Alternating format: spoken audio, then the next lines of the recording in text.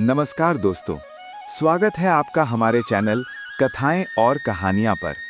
आज हम आपके लिए लेकर आए हैं एक ऐसी कहानी जो हमें सिखाती है कि सच्ची भक्ति कभी खाली नहीं जाती और ईश्वर किसी न किसी रूप में हमारी मदद करने जरूर आते हैं। चलिए शुरू करते हैं आज की ये विशेष कहानी। हिमाचल प्रदेश की वादियों में बसा एक छोटा और बेहद खूबसूरत गांव है नीलकंठपुर। यहाँ की सुबह घने कोहरे और देवदार के पेड़ों के बीच से छनकर आती सुनहरी धूप के साथ होती है। गांव के एक ऊंचे टीले पर स्थित है एक प्राचीन शिव मंदिर, जिसे लोग अघोरेश्वर महादेव के नाम से जानते हैं।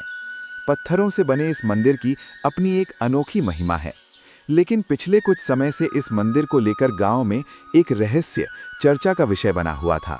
मंदिर के कपाट हर रात भारी सांकल और बड़े ताले से बंद कर दिए जाते थे, लेकिन हर सुबह जब मुख्य पुजारी भोर में आरती के लिए पहुंचते तो वे हैरान रह जाते। मंदिर के गर्भगृह में शिवलिंग पर ताजे ब्रह्मकमल के फूल चढ़े होते और मिट्टी का एक नन्हा सा दिया जल रहा होता था। पूरे गांव में चर्चा थी कि ये स्वयं महादेव का कोई चमत्कार है। इन्हीं दिनों ईशान नाम का एक युवक जो शहर में रहता था, अपने पुश्तैनी घर कुछ दिन बिताने गांव आया था। वह स्वभाव से शांत था, लेकिन हर चीज के पीछे का सच जानने की इच्छा रखता था। गांव वालों की बातें सुनकर ईशान को लगा कि इस चमत्कार के पीछे कोई ना कोई सच तो जरूर है, जिसे वो अपनी आंखों से देखना चाहता था। एक बेहद सर्द रात, जब तापमान 0 से नीचे जा चुका था, ईशान चुपके से घर से निकला और मंदिर के पीछे वाली पहाड़ियों के बीच छिप गया। सन्नाटा इतना गहरा था कि हवाओं की सरसराहट भी साफ सुनाई दे रही थी।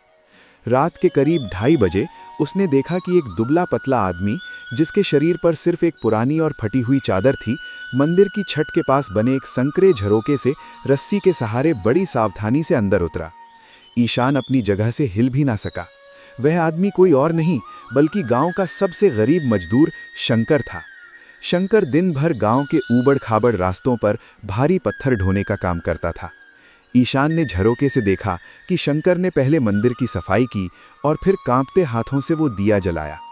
शंकर महादेव के सामने हाथ जोड़कर सुबकते हुए कह रहा था, हे भोलेनाथ, आज काम बहुत कम मिला था, इसलिए सिर्फ एक ही दिया जला पाया। मेरी पत्नी की बीमारी अब असहनीय होती जा रही है। बस उसे इतनी शक्ति देना कि वो फिर से अपने पैरों पर खड़ी हो सके।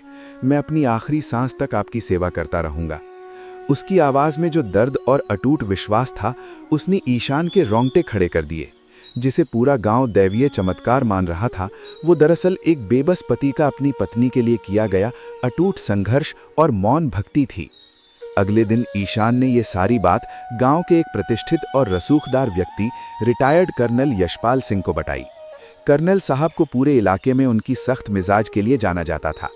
युद्ध के मैदान में अपना इकलौता जवान बेटा खोने के बाद उन्होंने मंदिर जाना और ईश्वर पर विश्वास करना पूरी तरह छोड़ दिया था। ईशान की बात सुनकर कर्नल साहब का दिल पसीज गया। उन्होंने तुरंत शंकर को अपने बंगले पर बुलवाया। गांव वाले हैरान थे कि आखिर कर्नल साहब का शंकर से क्या काम।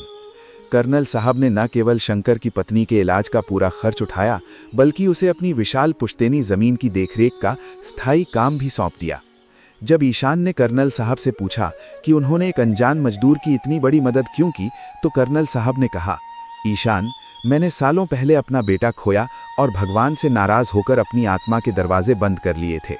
मुझे लगा कि भक्ति सिर्फ एक दिखावा है, लेकिन जब तुमने मुझे शंकर के बारे में बताया, जो खुद भूखा रहकर और हाड़ कपाने वाली ठंड में पत्थर ढोकर भी ईश्वर के प्रति इतना समर्पित है, तो मुझे एहसास हुआ कि असली योद्धा तो ये है। इसकी श्रद्धा ने मेरे भीतर मर चुके विश्वास को फिर से जगा दिया है। इसने मेरी आत्मा का इलाज किया है, इसलिए इसकी पत्नी का इलाज करना मेरा फर्ज था। सच ही तो है, सच्ची भक्ति किसी चमत्कार की मोहताज नहीं होती। जब इंसान निस्वार्थ भाव से पुकारता है, तो ईश्वर किसी न किसी को माध्यम बनाकर उसकी मदद के लिए जरूर भेजते हैं। कैसी लगी आपको ये कहानी? हमें कमेंट बॉक्स में जरूर बताएं। अगर आपको ये वीडियो पसंद आया हो तो इसे लाइक करें और अपने दोस्तों के साथ शेयर करें।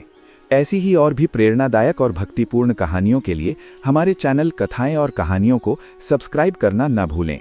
मिलते हैं अगली कहानी में। तब तक के लिए हर हर महादेव।